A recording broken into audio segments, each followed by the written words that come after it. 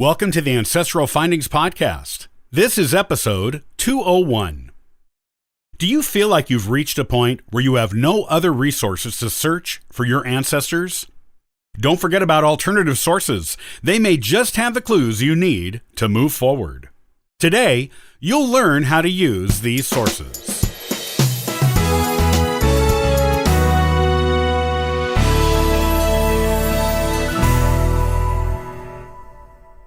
If your ancestors aren't showing up in the census, if there is a gap in the census years in which they appear, or you've run out of obvious sources for looking for them, don't abandon that line of research just yet. There are plenty of alternative sources you can use to tease out more information about your ancestors. Here are some of the best alternative sources to use, how to use them, and where to find them. City directories. Even before there was the telephone, there were city directories. Back before the telephone, city directories listed a person's address, and sometimes their profession and other people who were living in their house with them. New directories were usually put out every year for most cities, and even some small towns published them. These are a good source of information on your ancestors in between census years, and can sometimes even allow you to discover new family members who are not mentioned in any other sources, such as small children who did not live beyond young childhood, or elderly in-laws whose surname you did not previously know.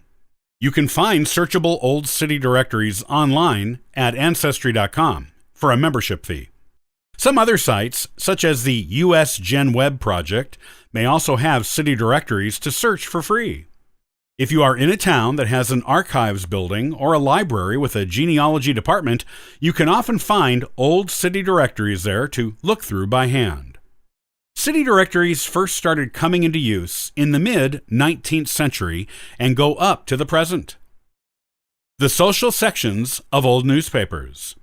Anything different that happened in town was considered news in the 1800s and early 1900s. Most newspapers had social sections to report on who was visiting who and from where, who was going on vacation, who was moving, who was a recent arrival in town as a new resident, and all kinds of other such mundane things. You can even find things like family reunions, wedding anniversaries, the details, including guest lists, of children's birthday parties, and descriptions of social events that took place in town.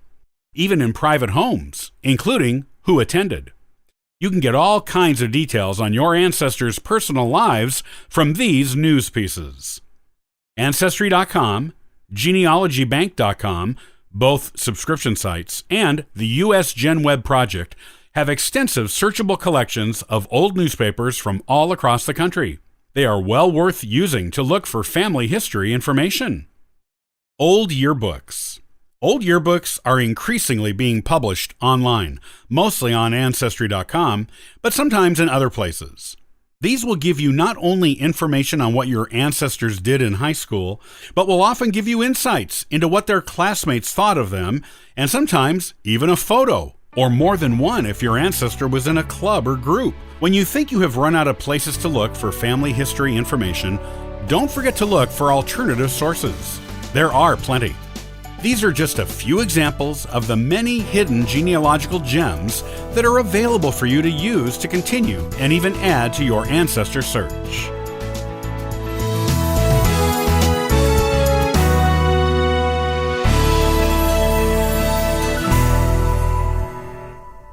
If your ancestors are not easily found in the census, it doesn't mean they aren't there. The beauty of searchable online indexes is that you can search in a variety of ways to find your ancestors. Next time, I'll give you some techniques you can use to increase your knowledge of your family history. Copyright by Ancestral Findings, all rights reserved.